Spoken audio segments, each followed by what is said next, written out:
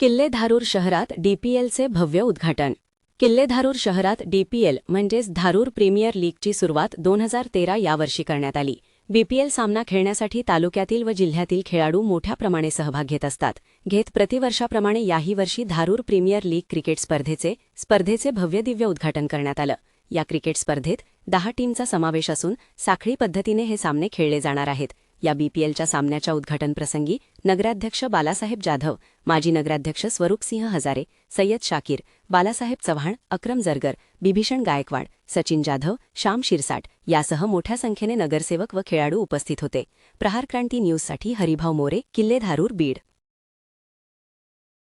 ठिकाणी डीपीएल म्हणजे धारूर प्रीमियर लीगला या ठिकाणी सुरुवात होणार आहे। या ठिकाणी जवळपास 10 टीम स्पर्धेमध्ये उतरलेल्या आहेत। माझ्यासोबत आहेत काही अनुभवी खेळाडू, आपण त्यांच्याशी चर्चा करूया। मला सांगा, किती टीम या ठिकाणी उतरलेल्या आहेत? 2026 डीपीएल ह्या मॅचेससाठी 10 टीमनं पार्टिसिपेट केलेलं आहे।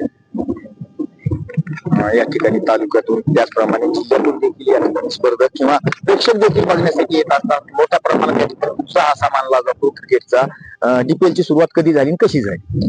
2013 मध्ये आम्ही प्रथम धारूर प्रीमियर लीगची सुरुवात केली। आयपीएलच्या नंतर भारतामध्ये प्रथम डीपीएल हा स्वरूप भेटले। त्याची सुरुवात 2013 मध्ये आम्ही केलेली आणि आता हे 13वे वर्ष आहे। जवळपास 12 ते 13 वर्षापासून या ठिकाणी धारूरचं डीपीएल सुरू आहे। आपण पाहू शकता या ठिकाणी स्पीच देखील अतिशय सुंदर बनवण्यात आले आहे। काय मेहनत घेतली आहे आपण या स्पीच साठी? काय केलेलं आहे?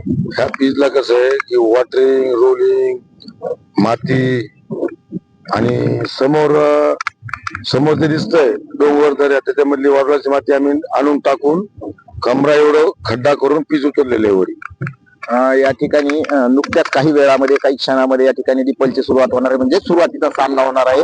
माझ्यासोबत होते काही जे खेळाडू होते जे गेल्या 30 ते 35 वर्षापासून या ठिकाणी क्रिकेटचा खेळ खेळत आहेत आणि डीपीएलची सुरुवात देखील यांच्याच माध्यमातून झाली आहे। काही आपण या ठिकाणी बघू शकता की या ठिकाणी अतिशय असं सुंदर स्पीच बनवण्यात आलं आहे।